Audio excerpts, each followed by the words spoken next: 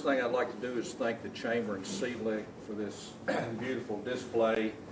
I've got a small map, and I'll try to work from both of them and talk about I-69 in Kentucky.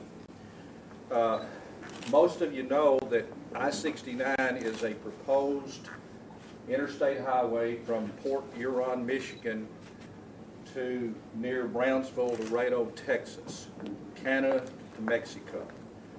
And the project, there have been numerous studies from the early 90s talking about the feasibility, all of the freight movement from our trading partners to the north and the south. And I-69 was divided into 32 sections of independent utility. Each of these sections, when completed, could function as a unit, and when all tied together, would give us national I-69 from Canada to Mexico. In Kentucky, we have 3 sections of independent utility. They are we call them SIU, Sections of Independent Utility 4. This project is from Evansville to Henderson, and it involves about 12 or 13 miles of new approaches and a new bridge over the Ohio River that would be planned just to the east of Henderson.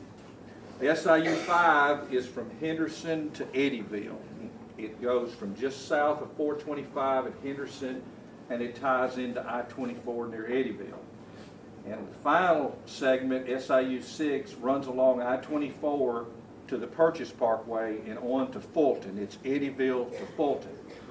So what I'd like to do is give you an update on where we are on the individual section. SIU 4, we started with federal money. Kentucky, Indiana, and the Evansville MPO received federal money for the environmental documents, the first step, the NEPA process. And we spent several years from 2000 2004 looking at 12 alternates, looking at all the costs, and we arrived at our transportation recommendation was an alternate between Henderson and Owensboro, and we received a draft environmental impact statement approval, a draft approval. At that time, with the rules of the federal government, federal highways had a requirement that the states had to show the ability to fund all phases, not just design or right-of-way, but all phases, including construction. Our 2003 estimate on this project was $652 million. It was about $450 for Kentucky, and Kentucky did not have the money at that time, and we still do not.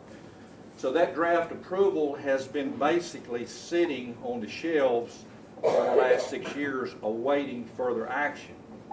Now, what the legislature has done recently is they passed a bill that allows a bi-state authority, and it's for 2 projects in Kentucky, the Louisville bridges and the I-69 bridges.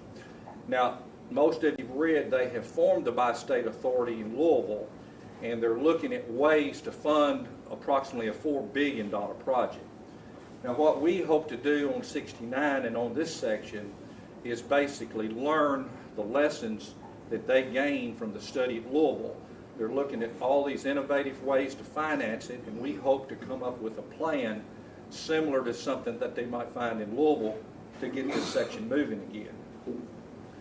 The next section, SIU 5, Henderson Eddyville, we had federal legislation passed in 2008 called House Resolution 1195 that designated the Pennyrile and the Western as future I-69. When y'all drive it, y'all can see the signs. What we're currently doing with the funds that the legislature have given us, we're working with federal highways to enter into an agreement that would allow Kentucky to make certain physical improvements, and federal highways would grant certain design exceptions from interstate standards to allow these parkways to become and be converted to I-69. The process is going real well, and we're very hopeful that we'll have something by the end of the year. The last section that I talk about is SIU 6.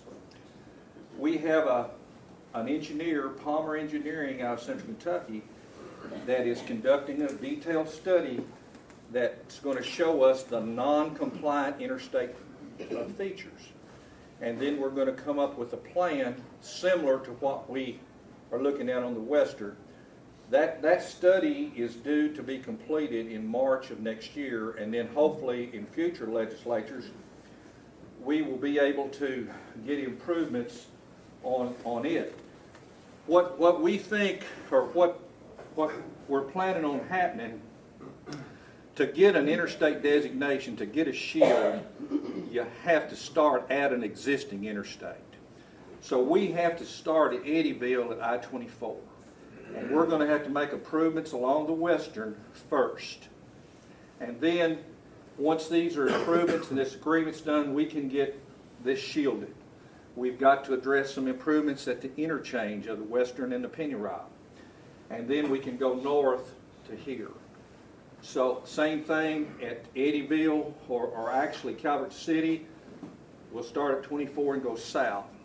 When completed, about 70 miles, about 80 miles, and about 10, so it'll be about 160 miles.